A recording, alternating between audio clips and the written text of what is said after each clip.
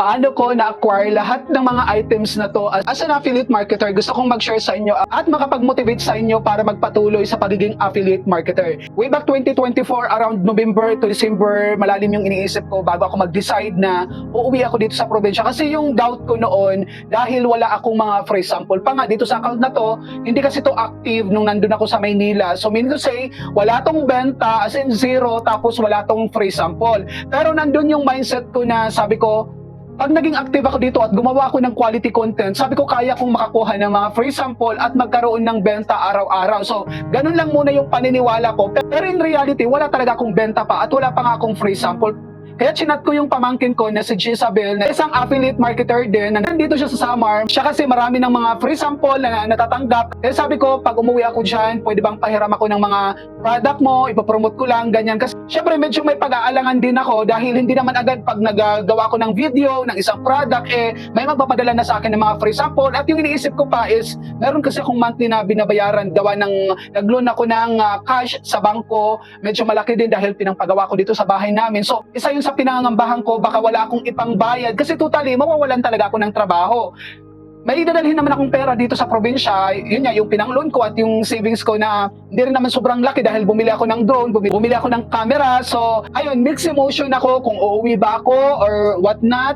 Nandun talaga yung pag-aalinlangan. Tapos, iniisip ko pa yung gastusin dito sa bahay, yung bibilhin na gamot kay nanay. So, sa madaling sabi, ang pinanghawakan ko na lang is yung skills and ability ko at yung paniniwala ko sa sarili ko na magagawa ko yung mga ini-envision ko. At syempre, panay-pray ako kay Lord na sana bigyan niya ako ng peace of mind, bigyan niya ako ng courage na gawin ang lahat ng to na umuwi dito sa probinsya para gawing regular yung pag-a-affiliate ko, and at the same time, para mabantayan ko rin si mother. So 2025 January, nag-decide na akong umuwi. Sabi ko, bahala na to, gagawin ko na lang kung ano yung kaya kong gawin. And to my surprise, pag uwi ko dito, unti-unti bumibili na ako ng mga product, tapos humihiram ako ng mga free sample nga na product ng pamangkin ko. So, ina-upload ko siya hanggang sa binibigyan ako ng tips ng pamangkin ko kung saan pwede mag-request ng mga free sample, which is yung unang nag-approve sa akin ay si New Everyday.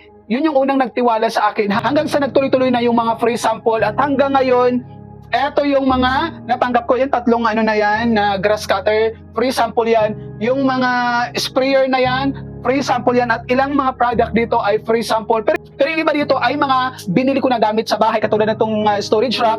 Binili ko yan, pero gamit din yung income ko sa pag-affiliate. So, itong mga nasa likod kong product ay ilan lang yan sa mga product na na-request ko as free sample, at yung mga binili ko, yung iba kasi nagkalat dito sa bahay. So, ang masasabi ko lang sa mga co-affiliates ko ay huwag niyong hayaang manaig yung takot, pangamba sa sarili mo na baka hindi ka magwagi dun sa ini-envision mo. Kailangan mo lang gumawa ng isang solid na decision kung ano yung gusto ng puso mo at isip mo, kasi doon magi-start kung ano yung future na gagawin mo. Dahil walang mangyayari kung yung takot yung mananaig sa'yo, wala kang action na gagawin kasi nga natatakot ka. So, mag-stay ka doon sa trabaho mo, which is, sa case ko rin naman is, sa pagtatrabaho ko for 14 years is na burnout na ako. Ibig sabihin nun, hindi ka na masaya kahit maganda pa yung position mo, kahit okay naman kayo ng mga katrabaho mo, nandun talaga yung parang pagod ka na, umay ka na sa pagiging empleyado, nandun ka na sa point na gusto mo nang gawin yung bagay na tingin mo is magpapasaya sa'yo, na hindi mo kailangan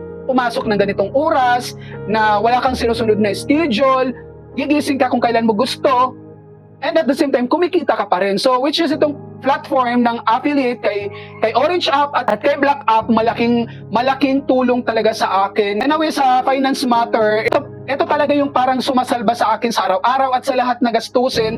No, mayroon naman akong ibang sideline na pwedeng pagkakitaan kasi bago naman ako naging affiliate, mayroon naman akong mga multiple sources of income na ginagawa.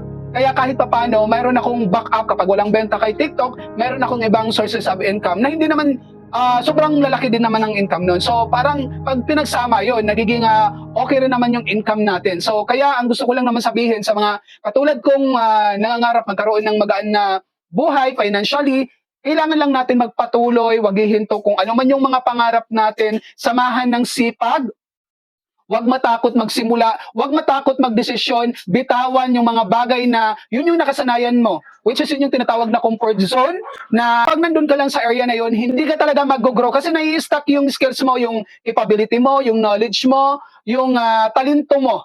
Kaya kailangan lumabas ka doon, i-push mo yung sarili mo at i-challenge mo. Kasi dun mo makikita yung resulta na gusto mong ma-achieve. Kaya I hope na nakapag-share tayo ng inspiration and motivation sa araw na to. Maraming salamat. Have a great day everyone.